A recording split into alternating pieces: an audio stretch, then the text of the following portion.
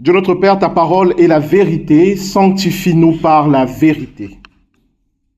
Père, nous voici pour t'écouter. Nous voici pour t'entendre, pour te comprendre. Nous voici pour te servir.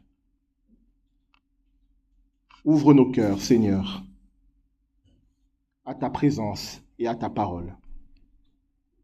Père, je te prie particulièrement pour la manière dont ce qui va être dit va être reçu, pour que ça ne provoque pas la peur, mais plutôt l'assurance que tu es au contrôle et que toute chose œuvre dans le plan que tu as défini. Je te prie, Seigneur, pour tous ceux qui vont entendre cette prédication, que ce soit ceux qui sont ici, ceux qui suivent ce culte en direct, ceux qui l'écouteront plus tard.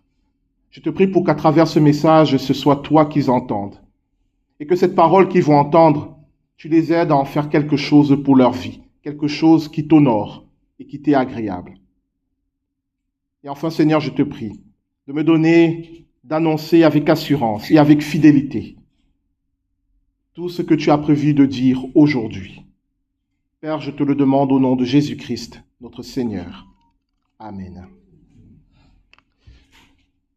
Voilà, chers amis, j'espère que vous êtes en forme. Et j'avoue qu'avec les 1 heure de plus cette nuit, je pensais vous trouver en meilleur état. Vous avez l'air encore plus fatigué que... C'est vraiment bizarre. Vous n'avez pas bien dormi? Si? Souriez un peu alors. Vous savez pas ce que ça fait d'être en face de vous, hein, et il faut qu'il y ait des sourires, ça encourage. Je vous avais dit dimanche dernier, et je vais revenir sur ce qu'on avait dit dimanche dernier, parce qu'il y a eu quelques questions entre-temps. Je vais répondre brièvement à ces questions, vous présenter la suite, et après quoi, j'inviterai Louane à venir lire. Alors, dimanche dernier, on avait parlé de Matthieu 25, 1 à 13, la parabole des vierges sages et des vierges folles. Je vous invite, je vous exhorte à aller réécouter cette prédication. Alors, certaines personnes me disent que lorsqu'on est en ligne, en direct, la qualité du son n'est pas top. On s'excuse vraiment. Bientôt, si Dieu le veut, on aura la possibilité d'améliorer notre matériel. Mais on est vraiment désolé, on fait avec ce qu'on peut. Par contre, vous pouvez réécouter la prédication en podcast où la qualité est un peu meilleure. Voilà, donc vous allez sur n'importe quelle application de podcast, vous tapez Epuvo, E-P-U-V-O, et vous allez trouver la prédication de dimanche dernier. Donc je vous invite vraiment à la réécouter parce que ce que je vais dire va être dans le prolongement de ce qu'on a vu dimanche dernier, mais très rapidement. On a vu que cette parabole de vierges sages et de vierges folles fait partie d'une série de paraboles à travers lesquelles le Seigneur Jésus veut préparer l'Église à son retour. Il décrit les différentes catégories de chrétiens qu'il va trouver à son retour. Et dans cette parabole, il nous décrit 2 catégories de chrétiens. Ces catégories qu'on appelle les vierges sages, ce sont ces chrétiens qui, durant leur vie chrétienne, ont œuvré avec Dieu, ont cherché à connaître Dieu, ont cherché à faire la volonté de Dieu durant leur vie, avec des hauts et des bas, mais peu importe. Ils ont été dans ce que j'appelle la dynamique de sanctification et de pardon, et je vous renvoie aux prédications où j'en parle. Et en tout cas, ils ont vécu quelque chose avec Dieu. Et ceux-là, nous dit le Seigneur Jésus, lorsqu'il reviendra chercher son Église, ceux-là seront rassemblés et accueillis dans son royaume. Il y a une autre catégorie de chrétiens, et j'insiste sur le fait qu'ils sont chrétiens, c'est-à-dire, c'est des personnes qui aiment vraiment le Seigneur.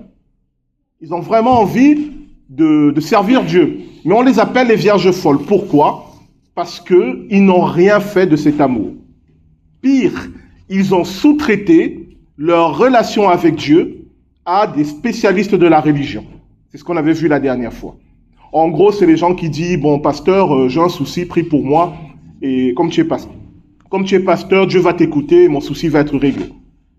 Je caricature un peu parce que il peut arriver que dans des moments de nos vies, on ait besoin de frères et de sœurs en Christ qui prient avec nous, et j'insiste sur le « avec », mais on n'a certainement pas besoin de frères et de sœurs en Christ, et encore moins de pasteurs qui prient à notre place. Vous voyez la différence? Prier avec et prier à la place d'eux. Et le problème de ces vierges folles, c'est qu'elles n'ont rien fait de leur amour pour Dieu. Elles n'ont rien fait. Si bien que lorsque le Seigneur Jésus revient, il leur dit « Je ne vous connais pas ». Pourquoi? Parce que durant toute votre vie, vous avez beaucoup parlé de moi, mais vous n'avez rien fait avec moi. Et pour illustrer cela, j'avais pris l'image des fans. Alors moi, je suis fan de basket, par exemple. Je connais bien certains basketteurs. Mais si un jour je les rencontre, ils vont dire, Guy Bertrand, je ne te connais pas.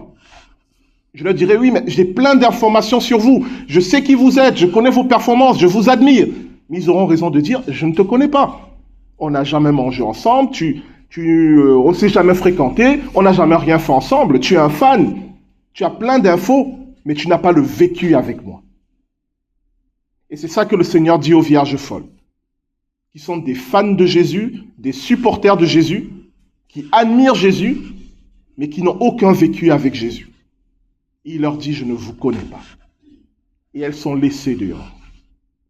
Et on avait vu que si elles sont laissées dehors, si elles ne sont pas rassemblées avec le reste de l'Église, elles ne sont pas condamnées. Car, mais ça on le verra beaucoup plus tard, si Dieu le veut, car une seconde chance leur sera laissée, mais dans des conditions beaucoup plus difficiles, on en parlera beaucoup plus tard, c'est-à-dire durant le règne de l'Antichrist. On avait aussi vu, dans cette parabole, que le Seigneur nous donne des indices pour savoir ce qui va se passer au moment où il viendra chercher son Église.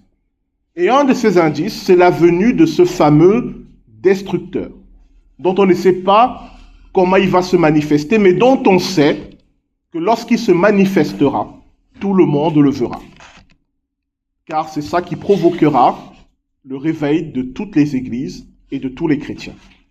J'ai vraiment résumé. Si vous voulez plus de détails, allez écouter cette prédication. Alors une question m'a été posée de dire, mais si on est par exemple une vierge folle, comment on fait pour devenir une vierge sage? Alors, je réponds, justement, c'est le but de cette parabole. Si le Seigneur Jésus donne cette parabole à ses disciples, c'est justement pour les exhorter, avant son retour, à entrer dans une vraie relation avec lui. C'est pour exhorter chacun d'entre nous à ne pas être des chrétiens du dimanche, à ne pas être des supporters de Jésus, des fans de Jésus, mais qui n'ont jamais rien vécu avec le Seigneur. Et comment on fait pour vivre quelque chose avec le Seigneur? Le Seigneur Jésus répond, il dit, demandez et on vous donnera, frappez et on vous ouvrira. Il va même plus loin puisqu'il dit, je me tiens à la porte et je frappe, celui qui entend ma voix et m'ouvre la porte, j'entrerai chez lui et je prendrai mon repas avec lui et lui avec moi. Dieu a soif d'une relation avec chacun d'entre nous. Ce n'est pas dur d'entrer en relation avec Dieu. Ce n'est pas dur. C'est juste que on ne veut pas, ou on n'a pas le temps, ou on néglige. Mais aucun d'entre nous, lorsqu'il se trouvera face à Dieu, lui dira « C'était dur de te trouver ». Quand on regardera sincèrement, on se rendra compte que non, ce n'était pas Dieu. Un tout petit bébé peut entrer en relation avec Dieu. On l'a lu dans le psaume 8. Tu tires ta gloire des petits enfants et des nourrissons. Donc, celui qui dit, non mais c'est difficile de trouver Dieu, est-ce que tu as essayé? Est-ce que sincèrement tu t'es mis dans ta chambre et tu as prié, tu as dit, Seigneur Jésus, je veux te connaître? Et c'est là qu'on avait vu la différence dans cette parabole entre la lampe que toutes les vierges sages et folles avaient et l'huile que seules les vierges sages avaient. La lampe est une image de la parole de Dieu et l'huile est une image de la relation avec Dieu. Je vous illustre ça rapidement et puis je termine. La parole de Dieu nous dit Dieu est amour. C'est la lampe. C'est une information qui peut m'éclairer dans ma vie. Dieu est amour. Et l'huile, c'est j'ai vécu l'amour de Dieu dans ma vie. Ce n'est pas parce que la Bible me dit que Dieu est amour que je sais que Dieu est amour. C'est parce que la Bible le dit et parce que je l'ai vécu. Est-ce que vous voyez l'image? On met l'huile dans la lampe pour que la lampe brille encore plus. La Bible me dit Dieu est amour. Dans mon vécu, j'ai vécu l'amour de Dieu et cela vient confirmer la Bible qui m'a dit que Dieu est amour. C'est ça l'image de la parabole. Et c'est à ça que nous sommes exhortés. La Bible n'est pas un livre. C'est un mode d'emploi de notre relation avec Dieu. C'est ce que signifie Torah. Littéralement, Torah, c'est le mode d'emploi. Quand vous entendez les Juifs parler de la Torah, littéralement, c'est le mode d'emploi. Si vous lisez quelque chose dans la Bible, on va dire quelque chose de positif, hein, pas genre Judas est allé se pendre. Non, quelque chose de plutôt positif. Une promesse de Dieu, une caractéristique de Dieu. Si vous le lisez et que vous ne priez pas pour dire au Seigneur, je veux vivre ça, je veux voir ça dans ma vie, alors vous n'êtes pas des chrétiens sérieux. Nous ne sommes pas des chrétiens sérieux. Voilà. J'ai résumé parce qu'il y avait eu des questions la dernière fois qui m'ont été posées après. Je trouvais que c'était important de revenir là-dessus. Maintenant, on va introduire ce qu'on va voir aujourd'hui. Et là, je vais mettre quelques petites précautions. Je vais vous dire des choses qui, pour beaucoup d'entre vous, vont être nouveaux. Et qui, parce que j'ai l'expérience de cela, pour certains d'entre vous, peuvent provoquer la peur et de la déstabilisation.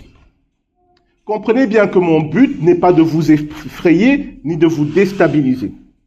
Mon but est de vous montrer que les prophéties qui sont dans la Bible sont réelles, qu'elles se sont accomplies, qu'elles s'accomplissent encore et qu'elles s'accompliront demain, pour que vous compreniez que Dieu est au contrôle de l'histoire de l'humanité. Même si parfois on ne sait pas, on ne comprend pas ce qu'il fait, même si parfois on a l'impression que c'est le mal qui gagne, Dieu est au contrôle. Dans toutes les prédications qui vont suivre, je vais vous montrer, je vais vous démontrer les prophéties qui se sont déjà accomplies.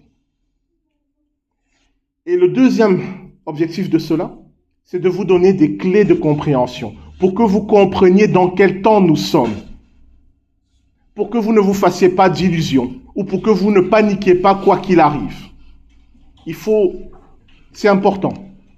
On peut vivre heureux dans l'ignorance, c'est vrai. Mais très vite, le réel nous rattrape, que vous le vouliez ou non.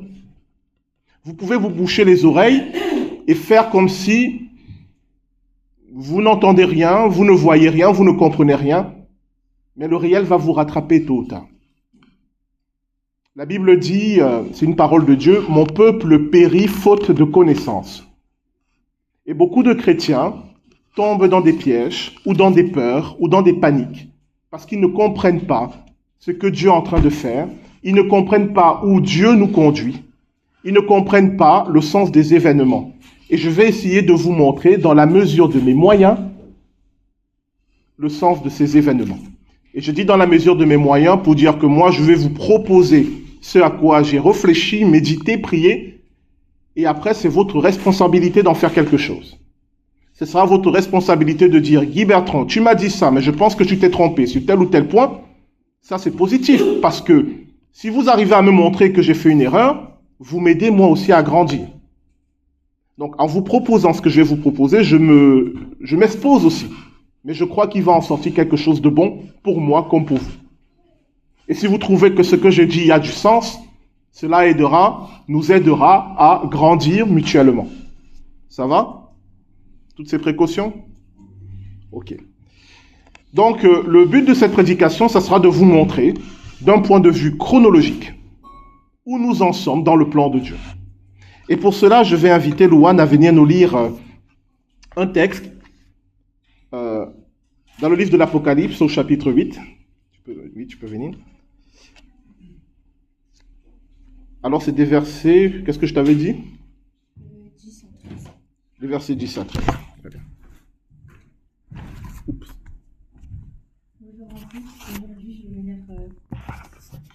Bonjour à tous, aujourd'hui je vais lire Apocalypse chapitre 8 versets 10 à 13. Le troisième ange sonna de la trompette et il tomba du ciel une grande étoile ardente comme un flambeau et elle tomba sur le tiers des fleuves et sur les sources des eaux.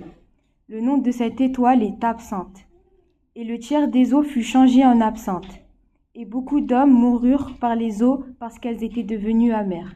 Le quatrième ange sonna de la trompette, et le tiers fut frappé, et le tiers de la lune et le tiers des étoiles, afin que le tiers en soit obscurci, et que le jour perde un tiers de sa clarté, et la nuit de même. Je regardai et j'entendis un aigle qui volait au milieu du ciel, disant d'une voix forte, « Malheur, malheur, malheur aux habitants de la terre, à cause des autres sons de la trompette, des trois anges qui vont sonner. » Parole du Seigneur.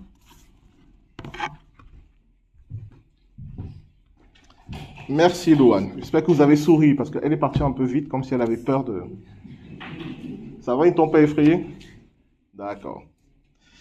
Alors, je conçois que ce texte que Louane vient de nous lire, pour beaucoup, est obscur. On va essayer justement de l'éclaircir. Je vais vous donner quelques éléments de compréhension. Quand vous lisez le livre de l'Apocalypse, vous avez une série d'événements qu'on appelle les 7 trompettes. C'est-à-dire, on nous dit, le premier ange sonna de la trompette, on nous décrit une série d'événements, le deuxième ange, le troisième ange. Louane vient de nous lire ce qui se passe après la sonnerie du troisième et du quatrième ange. Il faut déjà comprendre le sens de ces sonneries de trompette. Qu'est-ce que ça signifie? Dans le contexte hébraïque et dans le contexte de Jésus, on sonnait de la trompette pour rassembler le peuple, pour qu'il se prépare au départ. Donc les trompettes sont comme un signal pour dire aux gens, préparez-vous, ça approche. Et quand vous examinez cette séquence de ces trompettes, vous vous rendez compte que jusqu'à la 4e trompette, on nous prépare au rassemblement de l'Église, et de la 5e à la 7e trompette, on nous prépare au jugement dernier. Je ne vais pas entrer dans les détails, ça sera trop long, on va se concentrer sur ce que Louane a dit, mais je vous décris déjà le contexte. Donc, le but des trompettes, c'est d'avertir particulièrement les chrétiens pour leur dire, préparez-vous, préparez-vous, préparez-vous, ça se rapproche. Donc, il faut donc que ces trompettes introduisent des événements qui sont perceptibles par les chrétiens, qui sont compréhensibles par les chrétiens. Et ça va vous paraître bizarre, mais le livre de l'Apocalypse nous donne les éléments pour comprendre ce qui se passe. Régulièrement, quand vous lisez le livre de l'Apocalypse, vous avez une toute petite anomalie. C'est qu'on vous décrit un événement, et soudainement on vous dit, tel personnage, voici son nom. Et ça arrive 2 ou 3 fois, on ne sait pas pourquoi. On nous donne une information, on dit, il s'appelle, là ici on nous dit l'étoile s'appelle Absinthe. Plus tard, lors de la 5e trompette, on nous dit l'ange de l'abîme s'appelle le destructeur. On l'avait vu dimanche dernier. Ces informations sont pour nous des balises temporelles, des marqueurs, pour que nous arrivions à nous repérer dans le temps. Quand on nous donne un nom, c'est pour identifier un événement de manière précise, pour que les chrétiens sachent, nous sommes à tel endroit de l'histoire. Est-ce que ça va? Si ça ne va pas, faites-moi une grimace. Ça va alors. Et ici, on nous donne une information, on nous parle de cette étoile qui s'est effondrée, qui est tombée. On nous parle des fleuves et des sources d'eau qui sont polluées, mais on nous dit qu'il n'y a que le tiers qui est pollué. Donc ça touche une partie des sources d'eau et des fleuves. On nous dit que il y a une conséquence sur les êtres humains, c'est que les eaux aussi sont polluées et que ça entraîne des maladies et la mort. Ça va? Et puis on nous donne cette information qui sort de nulle part. Cette étoile s'appelle Absinthe. Si je vous dis Absinthe, normalement, si vous êtes un peu connaisseur en spiritueux, vous savez que c'était une liqueur forte que, comme il s'appelle, Baudelaire aimait beaucoup.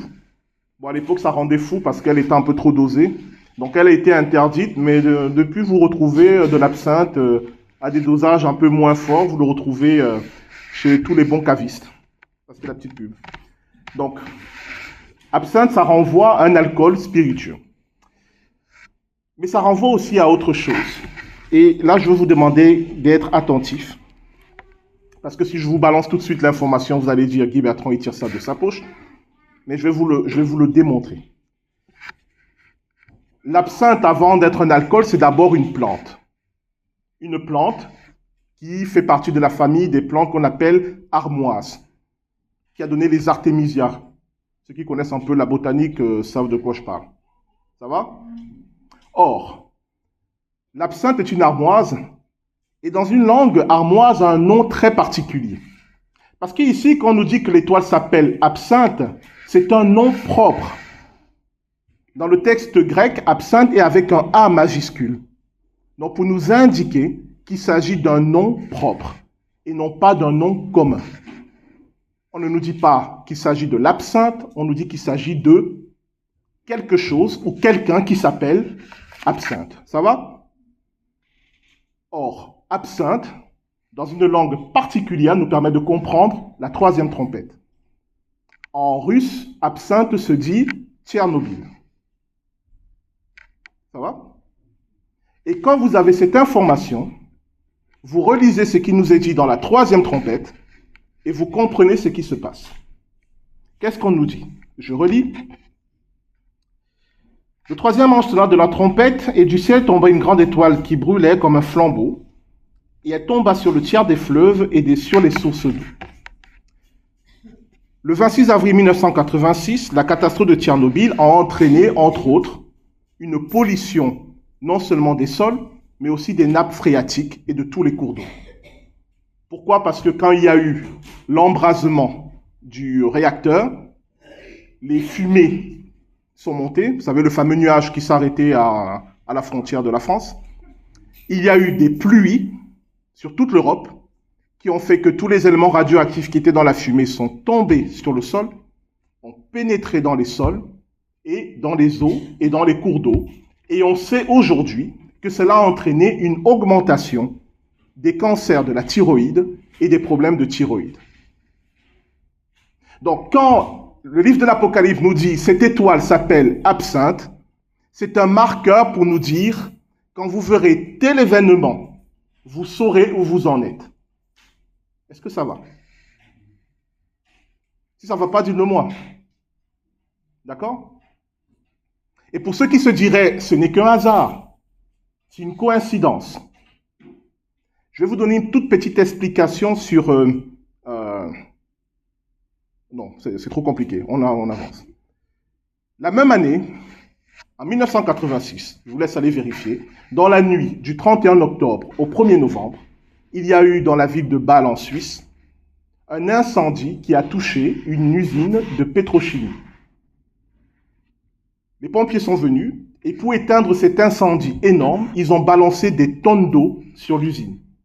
Conséquence, cette eau s'est écoulée et elle a pénétré dans les sols et elle a pénétré dans le Rhin, le fleuve, le Rhin et dans les sources d'eau, ce qui a amené une pollution des eaux sur plein de 500 km et la mort des poissons sur 500 km.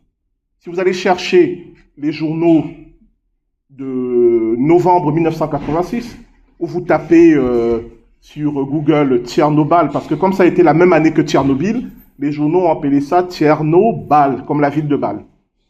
Et cet incendie a eu pour conséquence, lui aussi, une pollution des eaux et un empoisonnement de tous ceux qui ont consommé les eaux polluées. Ça s'est passé la même année.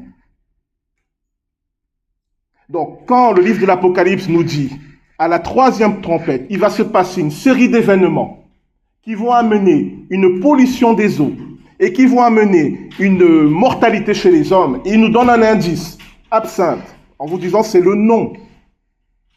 Pour moi, ça se réfère à ces deux événements qui se sont passés en 1986. Est-ce que ça va? Cela veut dire que nous savons que depuis 1986, la troisième trompette a déjà sonné. Et nous verrons tout à l'heure qu'en fait nous sommes dans l'attente de la quatrième. Je vais vous le montrer pourquoi.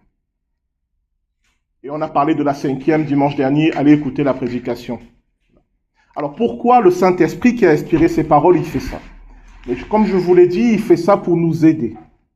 Pour que nous les chrétiens, nous comprenions où en est le plan de Dieu. Contrairement à ce que vous croyez, et je vais vous le démontrer encore et encore, le Seigneur est très précis dans ce qu'il fait, et au contraire, il ne veut pas que nous soyons ignorants, mais il veut que ceux qui se donnent la peine de chercher comprennent ce qu'il est en train de faire.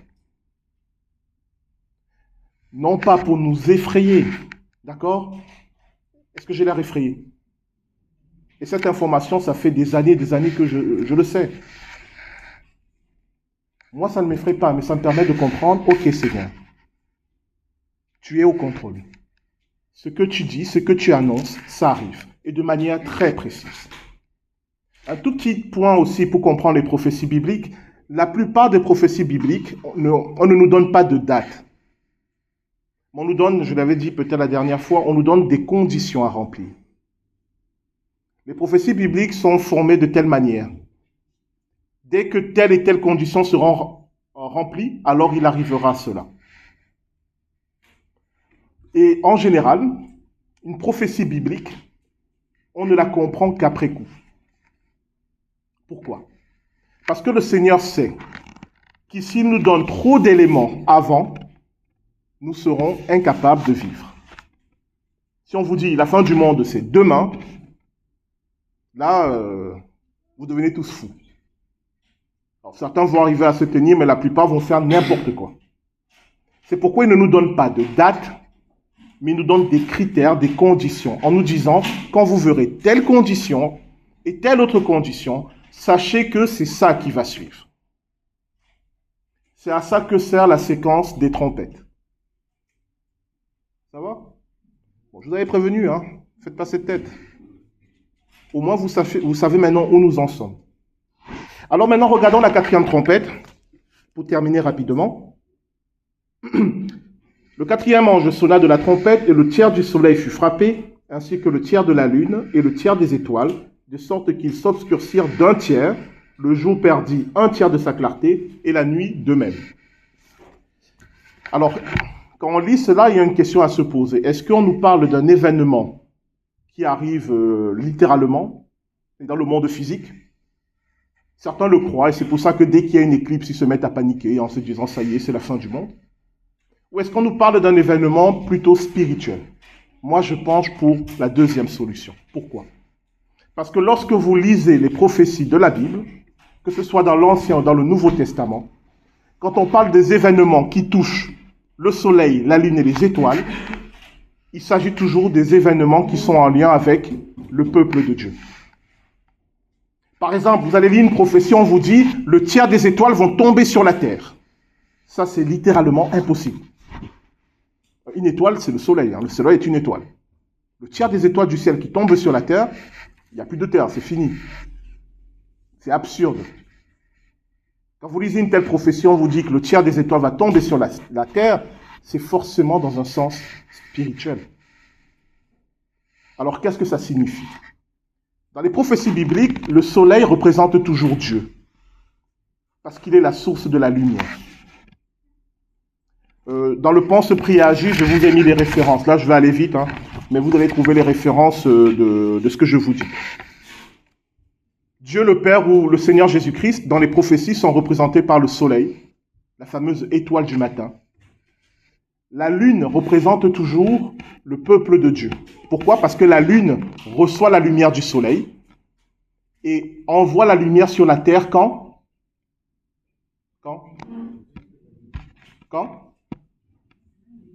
Parlez fort un peu. Quand c'est la nuit. Elle brille dans l'obscurité. C'est pour ça qu'on a pris la lune pour imager le peuple de Dieu.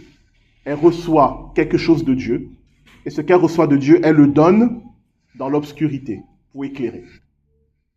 Et enfin, les étoiles représentent le peuple de Dieu pris individuellement. Chaque chrétien est une étoile. C'est pour cela que le Seigneur Jésus dit, vous êtes la lumière du monde. Ça va? Donc quand on nous dit qu'ici, le soleil, la lune et les étoiles vont perdre chacune leur clarté, qu'est-ce qu'on nous annonce?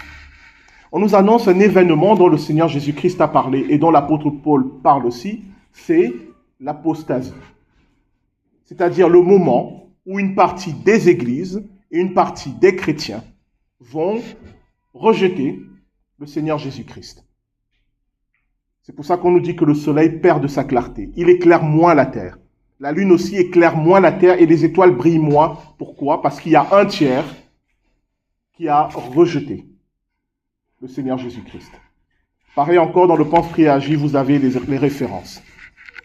Et de la même manière que la 3e trompette a été un événement public, connu de tous, la 4e trompette sera un événement public connu de tous.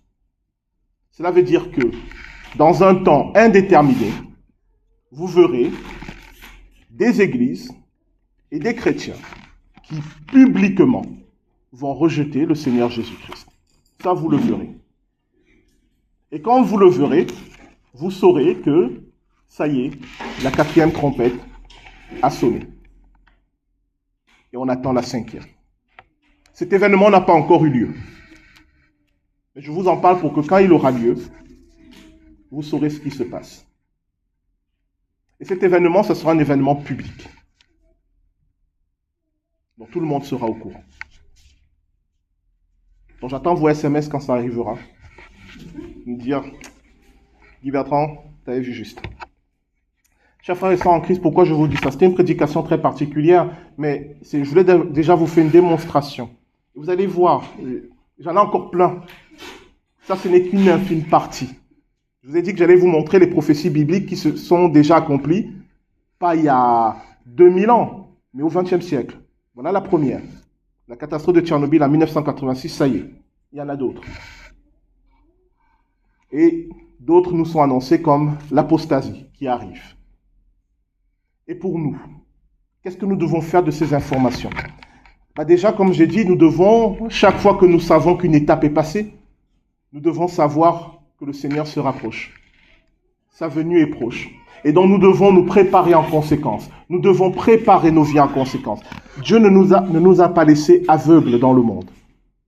Il nous a donné les éléments pour comprendre où est-ce qu'on va, où est-ce qu'il en est. Alors je sais, je vous l'avais dit, je sais que certains d'entre vous maintenant se mettent à flipper. Parce qu'ils se rendent compte que le monde qu'ils croyaient hasardeux n'était pas si hasardeux que ça. Ou parce qu'ils croyaient que les choses arrivaient et venaient sans conséquence et que l'avenir était un avenir un peu flou, n'est pas si flou que ça. Mais si vous êtes un enfant de Dieu, un vrai enfant de Dieu, vous vous réjouirez de savoir que votre Père est au contrôle, de savoir que votre Père a tout prévu et de savoir que chaque chose qu'il a annoncée s'accomplira parfaitement. Amen. Alors on va prier. On va prier pour demander au Seigneur de nous aider à faire le tri dans tout ce flot d'informations que vous avez reçu et ça provoque beaucoup de choses en vous. On va demander au Seigneur de nous aider à garder ce qui est bon et à mettre de côté ce qui ne l'est pas. On va aussi prier pour demander au Seigneur de vous aider à aller plus loin avec les informations que je vous ai données, pour que vous-même aussi, à partir de cela, vous puissiez prolonger votre réflexion, votre lecture de la Bible, et que vous aussi, vous puissiez en tirer des choses pour vos vies. Nous prions. Père, je t'apporte chacun d'entre nous, tel que nous sommes, avec ce que cette information a provoqué en chacun, pour que tu nous aides à gérer cela, à le gérer d'une manière qui t'honore, qui soit juste, qui soit équilibrée, pour que nous n'allions dans aucun excès, que ce soit dans un excès de peur ou que ce soit dans un excès de relativisme. Mais aide-nous à trouver, Seigneur, la juste posture pour que cette parole puisse produire en nous et dans nos vies des bons fruits, des fruits qui sont dignes de toi. Et Père, je te prie aussi pour que tu aides chacun d'entre nous à prolonger ce qu'il a reçu aujourd'hui, à creuser encore plus pour découvrir encore d'autres richesses et d'autres trésors de ta parole. Quoi qu'il arrive, donne-nous cette assurance de savoir et de comprendre que tu es au contrôle, que tu es là et que tu diriges toutes choses. Nous te le demandons au nom de Jésus-Christ, notre Seigneur. Amen.